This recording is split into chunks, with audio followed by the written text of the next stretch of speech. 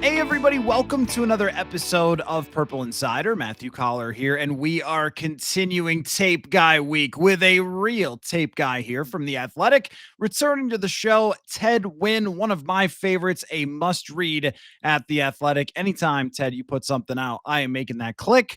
So, we're going to talk play callers today. But first, we're only a couple weeks away. Ted, tell me you're excited, my friend. I am. It feels like there is no off season for football, really. But like these few weeks feel the most like there is an off season. Like we're in between mini camp and training camp, but even then, there's stuff to talk about. Me and you we're on here talking about football, so it's a year round sport, really. But I'm excited for real football to come back. Absolutely. I mean, my thing that I get tired of is we've got the same tape and the same numbers and the same narratives all the way. They ended in February. So we've been working with the same information for a really long time. And now we finally get some new narratives, new information, new teams, how they look together, even just with the reports from training camp. So I cannot wait for that, especially with so many changes to the Vikings roster. But what I wanted to discuss with you is a fascinating subject to me, having covered a single team for as long as I have, and knowing that fans always dislike the play caller that they have in every single NFL city. I think all of us, and it's part of what makes football great, is that I can sit in the press box and be like, O'Connell, run the ball. What are you doing? And everybody at home can do the exact same. But I want to talk about the best play callers in the NFL, in your opinion, and what they do best, and then we can tie that into Kevin O'Connell. So why don't we start there? You studying a lot of different offenses and a lot of different play callers. How would you define, or what are the main traits of a great play caller in the NFL? That's a great question, and I agree with you. I think every fan base hates their play caller, and even from an outside looking in, you're like, "There's no way that fan base doesn't like that play caller." But you'll find haters in all corners. Like, there's people that don't like Kyle Shanahan. There's people that don't like Sean McVay, surprisingly. And if you're like a guy like covered the Raiders for me, I think the Raiders would kill for somebody like that. But that's just the nature of the business. Everybody thinks they could be a better play caller than the guy who's actually doing it. But it's an interesting question that you asked. What makes a great play caller? I identified 6 areas where I think, that you have to be good at to be a great play caller. And there's some play callers that are good in some of these areas and not so good in in some of these other areas. But I think to be the elite of the elite, you have to be able to do these 6 things. And one, can you create an advantage before the snap? And that's with shifts, motions, formation. Can you create a advantage with those easy things that you can control before the snap? Two, can you get the best out of your quarterback? And we could see this very black and white. When you put a new quarterback in your system, can you get the best out of him? We've seen quarterbacks fail in bad situations, and we've seen quarterbacks we thought were mediocre play well in different situations, like Sam Darnold. Three, can you effectively get the ball to your best playmaker? I think there are times where there's some coaches that are just like, oh, well, my best playmaker is being double teamed. That's okay. We use him as decoy, and we'll get one on one for these other guys. But I just don't think you could do that and live that way. You have to find a way to get your number one guy open when you need him to get open. Number four, can you put your players in position to use their strengths while hiding their weaknesses?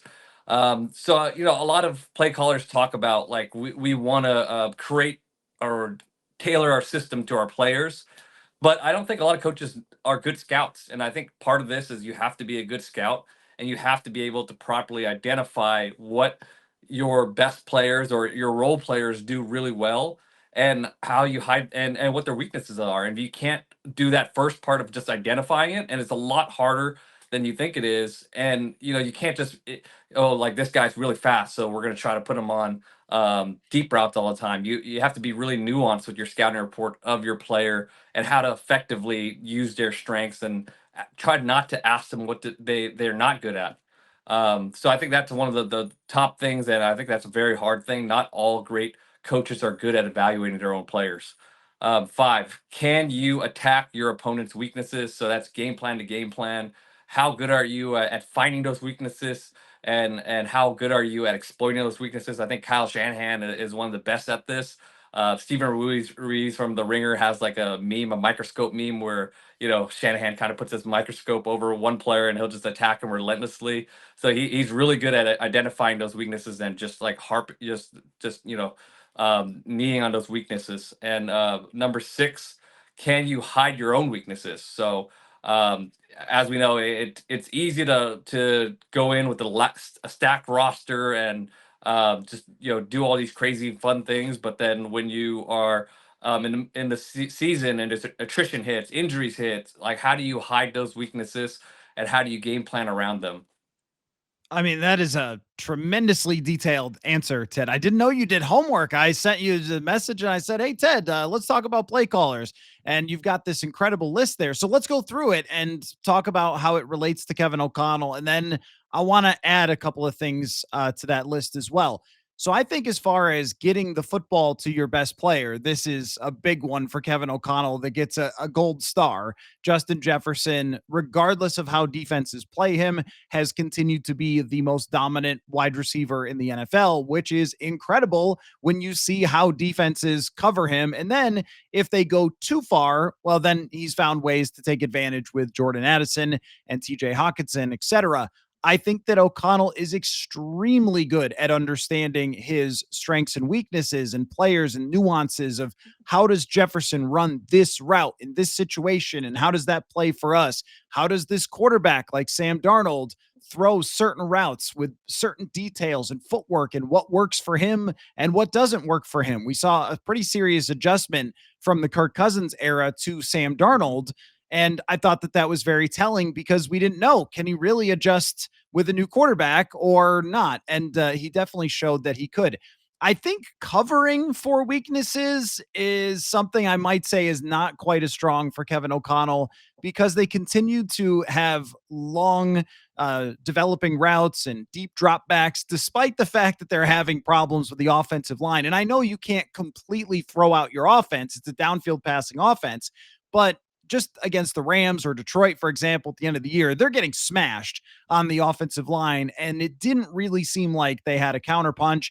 And even with the running back position, it's not like they've had Adrian Peterson and Derrick Henry back there over the last few years, but I'm not sure that they have fully maximized what their run game could be to completely take advantage of other teams playing those deep safeties and putting all of their obsessions on Justin Jefferson. And yet you're still not a top 15 running game. That's kind of hard to believe, right? When there's so much attention for one player in downfield passing. So there are some things where I would say are reasonable. The other thing that I think stands out to me, getting to see every play of every game for an entire season of one person calling plays, is a sense for situation, like understanding the feel of the game. And this is where I think O'Connell is improving, but I do not think that he has fully mastered this yet. And I've used, sort of some of the same examples throughout the season, but they were getting ahead in games and letting teams back in because they continued to push the pass Mm. button a lot of times. And you saw him do a little better at that toward the end of the season, but like kind of having that feel for, hey, your quarterback today, just in London's a good example. Your quarterback today is definitely off. So maybe when it's 3rd and 15, taking a shot down the field on a deep drop on 3rd and 15 when you're ahead by 2 scores is not the best idea here. And that one right there, Ted, I think is the hardest one to evaluate from the press box. The hardest one to evaluate, even if you watch every single play, is what kind of feel does this offensive coordinator or play caller have for the actual game situation?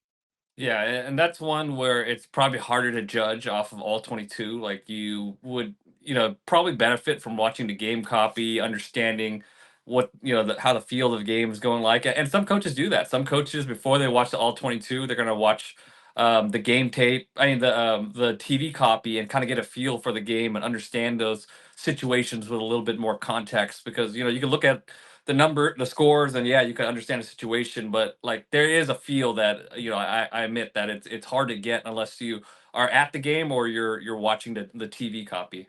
So I want to dive into a couple of those other things, so just for you to explain them. Like the pre-snap stuff, I think is very interesting because McVay came out in what was that 2017, and he's running jet motions and things like that, or rocket motions, whatever people call them. And defenses were like, what in the world do we do with all of this stuff? And the numbers have continued to be strong when teams use motion. They've had more success. Maybe that some of that's that a lot of times it's tied to play action, early down type of stuff. But like, where do we stand in that? Because I think that the Vikings ran into it a little bit last year where O'Connell wants to do a bunch of that stuff, but Sam Darnold didn't really love it. And it asks the quarterback, because if you're sending three guys in motion or something, like the quarterback has to have words for all that stuff. And he's got to get it all out and he's got to get to the line of scrimmage. And at one point, Justin Jefferson went to O'Connell and said, stop it. Like, let me run a route and beat a guy and we'll win. And I think that that's a very delicate balance, because I do agree that teams that have motion succeed, but also understanding your own personnel and how that's going to fit in has to be part of the calculus as well. Yeah, I agree. I think when you use motion, you're trying to confuse the defense, get them to get out of place when they're trying to adjust. But also it could be hard on your offense because if you're a quarterback, you want to know what the defense is doing. But if a motion causes them to make a shift or a change before the snap, then you have to process that as a quarterback in an instant, and that might have to change your process, and that could be difficult for a quarterback. For offensive linemen, if you're run blocking and all of a sudden the front totally changes right before snap because of motion, it makes it harder for you to get your landmarks and things like that. Uh, but I think for the most part, creating that confusion for a defense creates an advantage for the offense. But like you said, there is a limit to it. Like when you get into those like motion, shift, motion, it gets a little too much. So maybe like one or two motions at times. Yeah, there are times where you could create a huge advantage with multiple shifts of motions in one snap. But it is a balance, and I think as a coach, you see those things and you want to create that advantage, but you have to kind of temper it down. But I just think the best coaches understand and can predict how defenses are going to adjust, and they could predict that they're going to create this advantage by doing this motion to shift. So you have to have that ability, number one, and two, if you have to temper it down, yeah, sure, temper it down. But having that ability to predict what defenses are going to do and how to create advantage is a rare skill, in my opinion. Yeah, and I want to see how much they implement that with JJ McCarthy early on, or do they build on that throughout the season, trying to get him to fully master just the basis of things and then start to add more and more and more tags to different plays. The other thing, too, is that defenses, they didn't sit on their hands while all these offenses were doing the motions and just be like, oh, I guess we're screwed, Ted. They've found a lot of different ways to deal with those motions, whether it's just passing people off, because a lot of times what used to happen, and it still does happen sometimes, where somebody goes in motion and you can tell, is it zone coverage or is it man coverage based on whether someone goes with the wide receiver pre-snap. This is something people can watch for on TV. Oh, hey, that corner is following that guy. They're probably playing man coverage. But defenses got a little crafty and they started saying, we're just not going to travel, but we're going to play man coverage anyway, or we're going to play whatever it is that we're going to play, or we're going to communicate.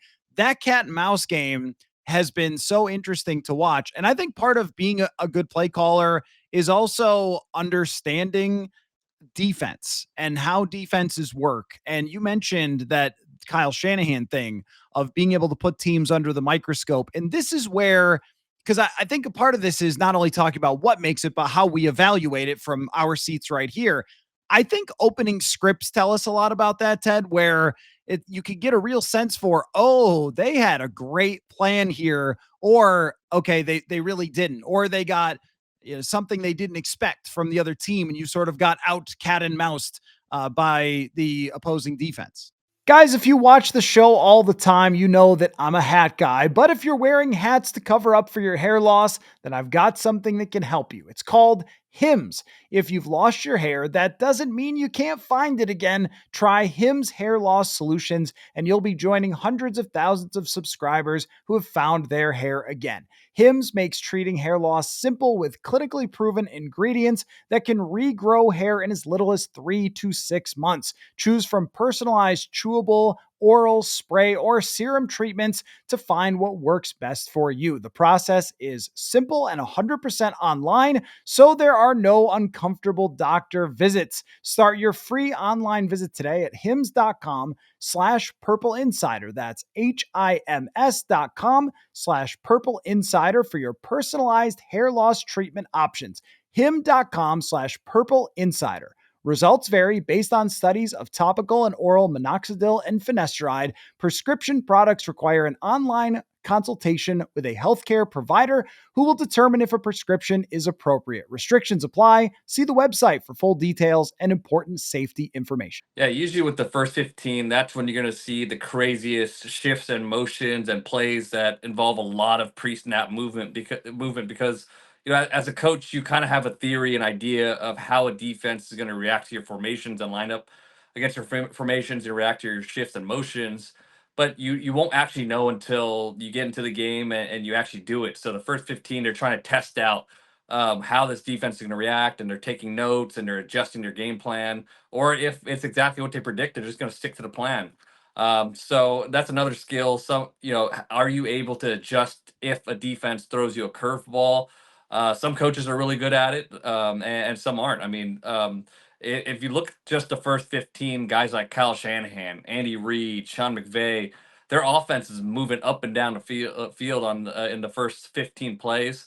And then there's other coaches that kind of stall out, like Bobby Slowick, for example, with the Texans. He was really good with his first 15, but then the offense would just kind of sputter on in the seconds and third quarter. So it's another skill that we didn't talk about, but you have to be able to adjust to curveballs defenses throw at you. Yeah, and there's another part of that too, which is there's a whole coaching staff that's working on it. And some people have jobs up in the press box where they're supposed to track different coverages and how the defense is playing. I think if you have good personnel that's doing that for you on your coaching staff, that can even be a part of it. And I remember somebody telling me, maybe it was Steve Berline, because I did a story on Gary Kubiak, and I asked Steve, like, what makes the guy such a good play caller? And he said that he would notice trends in the defense, how they handled certain combinations, how they handled certain run looks in the first quarter, and then bring it back in the fourth quarter, knowing like, okay, they did this way this time, so we're not going to go right at that. We're going to put that in our back pocket and we're going to bring it out later. So there's a lot of little nuance and detail that goes into this. Now, here's a much less tape guy style question for you that's a little more maybe if you were a yelling talking head on TV. But where would we rank at this moment Kevin O'Connell among these great play callers in the league? Because there are a lot of them who are very well established, like Sean Payton, Andy Reid, like the GOAT legends who have done this for a long time. And then there's kind of a second wave of Shanahan, McVay, who have really proven themselves, been to Super Bowls, that kind of thing. And I think O'Connell is emerging to eventually be in that group, but cannot make an argument for it quite yet. Yeah, I would say he's at the top of the second tier of play callers. The first tier, Kyle Shanahan, Andy Reid, Sean McVay, Sean Payton, and I would even put Ben Johnson up there. I mean, I just really love what he does. I think he hits all the marks that we talk about, and he has a great feel for the game as well. I know he hasn't gotten to a Super Bowl or anything quite yet, but when I study his offense consistently, he's a guy that just impresses me. Um, so maybe he's not quite the first tier yet because those guys have longevity. But yeah, he's getting close to there. I think they have to have an effective run game, and you have to outcoach somebody in a playoff game. Like you can't Mhm. go 0 for 2 and get outcoached in two playoff games and then make an argument that you're up there with Sean McVay just yet. But I think he falls in that LaFleur and Ben Johnson type of category of being proven. I also think that it's a little harder when you're the head coach to call plays than it is if you're the offensive coordinator. And there was a serious adjustment period with that. Even though they won 13 games in their first year, it takes time to learn how to handle all those things that are going on in the sideline and call plays. The Vikings actually, go look this up, Ted, if you didn't catch it. Last year, they mic'd up O'Connell in a preseason game, and he was talking on the broadcast while also still listening to the play calls in his headset and talking to the refs and talking to people on the sideline. You're like, oh yeah, there's a lot going on down there for the head coach. So it is quite a challenge. Now, as they make this adjustment from Sam Darnold to JJ McCarthy, what do you think O'Connell would change for a less experienced quarterback? Because even though Sam Darnold had not had the most success in his career before Minnesota, he played a lot of freaking football before he got here. JJ McCarthy has not thrown a pass since, was it December 2023? Is the last pass that he threw in a real game. And then I believe it was 17 preseason passes. And that is it. That's not a lot of throws. And yet, they have an offense that is all guys who are veterans, established players. They know it. A lot of the guys have been in this offense for multiple years. Like, how should he strike that balance between wanting to say, hey, go get it, like throw down field, be aggressive, pass first offense, and also understand that this is a quarterback who's going to need to take some steps here before he is fully established as like a quality NFL starter? Yeah, I think we saw signs of it with their off-season acquisitions. They beefed up that offensive line. I think the purpose of that is they want to be better at running the ball, and they have to be better at running the ball with a rookie quarterback that really, when he was in college at Michigan, they relied on their run game and they relied on their defense. I mean, it's not to say that they didn't put the ball in his hands when they needed to, but they ran the ball a lot and they were up. They had leads a lot, so he didn't have to lead a lot of comebacks and play these pass heavy scripts. So I think we'll see a similar adjustment with the Vikings. They're going to run the ball a lot more. They cannot be as middling of run game as they have been in the past, and just expect JJ to go in there and lead a high flying passing attack. And we're going to see a lot more of those training wheel type of plays. We talked about the motions and shifts. Veteran quarterbacks don't like it, but for a guy like JJ McCarthy, you want to create those advantages where you could get the first read open more often than not. So you're going to see a lot more of that. And a lot of play actions where it's just one or two reads, and you rely on your arm talent to throw guys open if they're not quite as open as you want them to be. So stronger run game, more run game, and more of those training wheel type of easy button type of plays within an offense. It's such an interesting balance to strike because you have the best receiver in the world. And I agree with you, logically speaking, of hey, if you can run the ball and stay ahead of the sticks and run 40% of your plays, play action, like that's going to be great. And at the same time, like, what if he just generally throws the ball to Jefferson all the time? Like we've seen that work for even Nick Mullins had a fair amount of passing success just throwing the ball to Jefferson. And there is a part of me that thinks, well, he's not exactly a rookie and he understands where it's supposed to go. So maybe they can lean into him a little bit more than we think, because I know that he had the training wheels on at Michigan, but he also shined in a lot of the biggest situations where they needed him to throw in Michigan. They just didn't need it a lot. I go back and forth on this a lot, and I totally agree on the running game. If you could stay ahead of the sticks, then you're going to be good. But this offense that Sam Darnold ran last year, it was really designed for JJ McCarthy in mind. They didn't know McCarthy was going to get hurt and not play.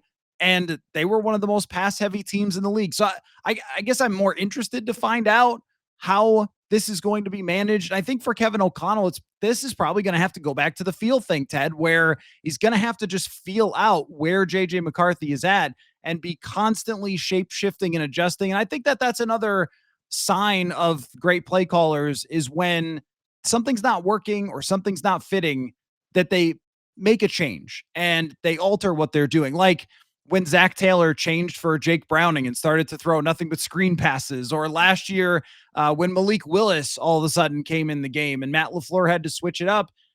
KOC might have to do something like that on the fly this year.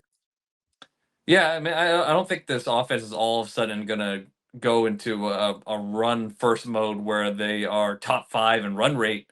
They just have too many weapons to do that. But I think they're going to run more often than they have in the past for sure. I wouldn't be surprised if it's like a 5 to 10% crank up in the run rate, just because yeah, you have a rookie quarterback, and I feel like they did address the offensive line in order to be a more physical team and run the ball more and take advantage of those light boxes that you get because of Justin Jefferson being on the field.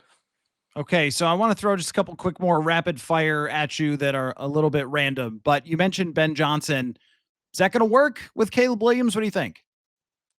It's going to be one of the more interesting storylines in the league in this year for sure. I mean, there's a cool little story about Ben Johnson kind of chewing out Caleb Williams in practice in front of the media, and then after practice, he explained, Caleb got to his check down, but he got there late. So Ben Johnson is coaching him hard, and he's not letting him get away with just kind of playing lackadaisical ball and getting out late, and just because you can, because you're a more athletic quarterback, he wants them to be able to play on time, and he's coaching hard early.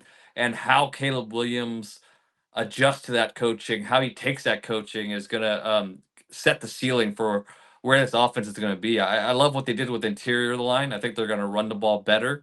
I think Caleb Williams put up pretty decent numbers for being in a pretty rough situation last year. So I think there is a baseline play. I don't think he's going to be terrible next year, but where that ceiling is, it is all dependent on how Caleb Williams takes coaching.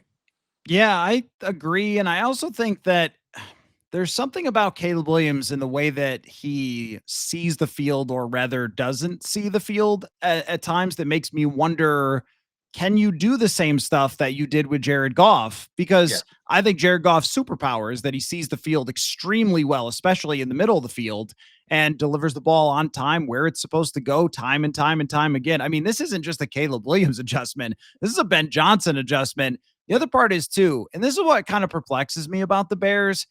DeAndre Swift is their starting running back. He's had a couple of good games against the Vikings, but I don't think he's a great running back. They've built up their offensive line to be good at run blocking, but it's not, Jameer Gibbs, and it's not the Lions offensive line from the last couple years. So how much is Ben Johnson going to do differently now that he has a situation that is not the same as he had before in Detroit? Because you just couldn't have two more different quarterbacks. Yeah, and I wrote about this. Their emphasis is going to be to fix that run game, but it's not going to be anything close to what Detroit did because their offensive line was so dominating. They have that insane 1-2 punch with Jameer Gibbs and David Montgomery. I think it's going to be a little bit more of a spread attack because Caleb Williams, I think he works better in those type of formations in that type of offense. But I think they're going to try to run the ball out of those formations. And you just want to get to a point where you're running your success rate is above average. If they could do that, I think that's going to be a huge boost for Caleb Williams, a huge help for him. But the offense is going to look different. There are Caleb Williams is still going to be coached to try to throw the ball on time more, but I think you'd be foolish to try to take away Caleb Williams' strength, and that's playmaking. And there's going to be some of that at times, but the really good quarterbacks that know how to balance playmaking and playing on time, those are the guys that become elite. So we'll see if he can achieve that balance. Okay, another guy that I'm really fascinated by is Cliff Kingsbury with Washington and Jaden Daniels. And I thought that the truth was in the middle with Kingsbury and Kyler Murray. There's only so much you can do with Kyler Murray because of his size, and we have to acknowledge that he probably can't really attack the middle of the field the same way that taller quarterbacks can. But at the same time, I think that they did have limitations to that offense in Arizona that maybe they built on last year with Jaden Daniels. Do we now look at Cliff Kingsbury after one really, really excellent season with Jaden Daniels as a suddenly now very good play caller and very good offensive mind, as opposed to the Cliff that was talked about so much with him in Arizona? Yeah, I mean, I still have my reservations with Cliff. I think there is a limitation to your offense when it's so static as far as formations, and I think he used a little bit more motion than he typically did. But receivers are going to line up in the same place for the most part. And he did move around Terry McLaurin a little bit more than he did with the Cardinals with their receivers. But relying on no huddle and getting those simple looks, I think that's very effective. And obviously, Jaden Daniels made that offense look great. But I want to see how he continues to build on it. I mean, I think he's very creative as far as designing run game and those type of things. but I want to see how he takes the offense to the next level this next season. If it's a lot of the same stuff, I don't know if I think that we're going to see a regression from the Commanders. I want to see that offense. I want to see Jaden Daniels and Cliff Kingsbury take the next step as an offensive coordinator. Right, because if they don't take another step, then people are going to figure it out as they always do, and it will be Mhm. maybe like with Bobby Slowick, and some of that was injury related, and whoever their offensive line coach related, not knowing how to block a stunt. But still, like Bobby Slowick was being talked about for head coaching jobs, then all of a sudden fired.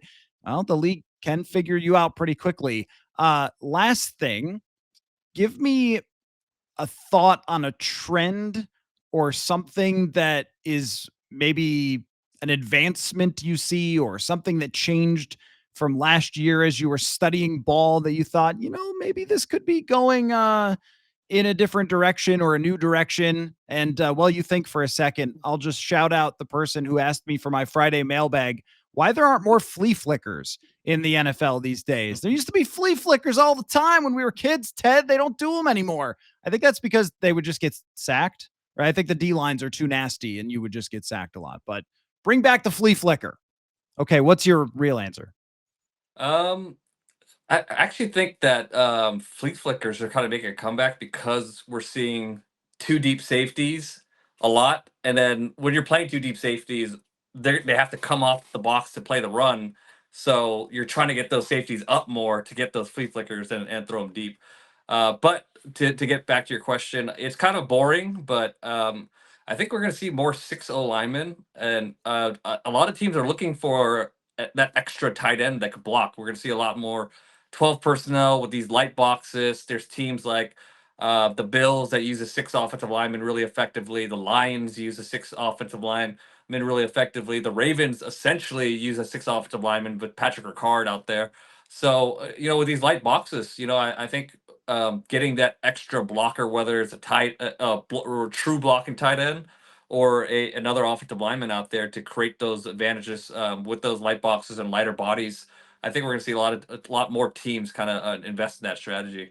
I think that's a good answer. And someone's going to have to show me flea flicker data. I need to know whether there's actually more or less flea flickers than there used to be, but there can never be too many. And if you watch college football on Saturday, they're just all the time. That's a great answer, though. And I think the Vikings are doing that with Josh Oliver, and they've been trying to, but I don't know that they've fully taken advantage of it because of some of the limitations on the line or in the backfield. Now, with a talented backfield, a rebuilt line, they can probably use him more effectively as a blocker. Before I let you go, Ted, any questions for me?